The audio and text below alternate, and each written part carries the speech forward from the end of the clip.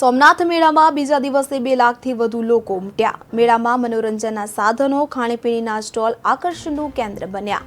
તો મેળામાં કલાકારો દ્વારા સાંસ્કૃતિક કાર્યક્રમોનું આયોજન। તો સોમનાથ મેળાના બીજા દિવસે 2 લાખથી વધુ શ્રદ્ધાળુઓએ મેળાની મજા માણી હતી। મેળામાં મનોરંજનના સાધનો, ખાણીપીણીના સ્ટોલ જે આકર્ષણનું કેન્દ્ર બન્યા છે। મેળામાં કલાકારો દ્વારા સાંસ્કૃતિક કાર્યક્રમોનું પણ આયોજન કરવામાં આવ્યું છે। આપને જણાવી દઈએ કે મેળામાં લાખોની સંખ્યામાં જે મહાદેવ ભક્તો આવતા હોય છે, તો મેળામાં સુરક્ષા માટે પણ પોલીસ સતત દેખરેખ રાખી રહી છે। તો આપને જણાવી દઈએ કે સોમનાથ ખાતે કાર્તિકી પૂર્ણિમાના મેળાનો કલેક્ટરના હસ્તે પ્રારંભ કરવામાં આવ્યો હતો।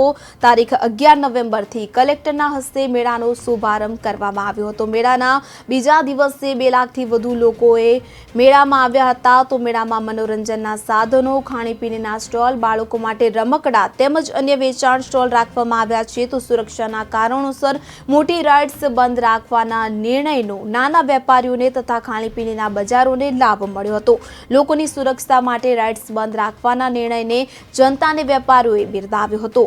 તો મેળામાં સુરક્ષાની સમીક્ષા કરવા પોલીસ દ્વારા ડ્રોન સર્વેલન્સ દ્વારા સતત દેખરેખ રાખવામાં આવી રહી છે।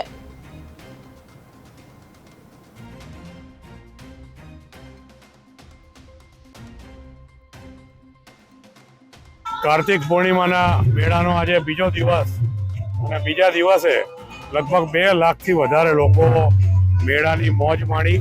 ખાસ કરીને જે ખાણીપીણીના સ્ટોલ છે ત્યાં પણ ખૂબ જ ભીડ જોવા મળી। જે નાની બાળકોની રાઇડ્સ છે એ રાઇડ્સમાં પણ લોકોની ભીડ જોવા મળી, બાળકોની ભીડ જોવા મળી। આ કાર્તિક પૂર્ણિમાના મેળાના બીજા દિવસે જ રેકોર્ડ બ્રેક કહીએ તો 2 લાખથી વધારે લોકોએ આજના મેળાનો આનંદ લીધો છે।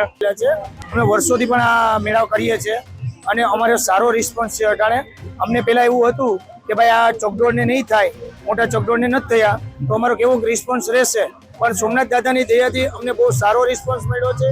એ કસ્ટમર બધા જે ચોકડોળમાં પેમેન્ટને વાપરતા હતા, પૈસા વાપરતા, એ ખાણીપીણી માટે વાપરે છે અને જે રિસ્પોન્સ થયો હતો એના કરતાં ભાઈ સારો રિસ્પોન્સ અમને મળેલ છે। તે પહેલો દિવસ ક્યારેય પણ અમે એવું ટ્રાફિક નથી જોયું, એવું પહેલા દિવસે અમે ટ્રાફિક જોયું છે। આ વખતે દર વખત કરતા પબ્લિક થોડીક વધારે મને તો લાગે છે।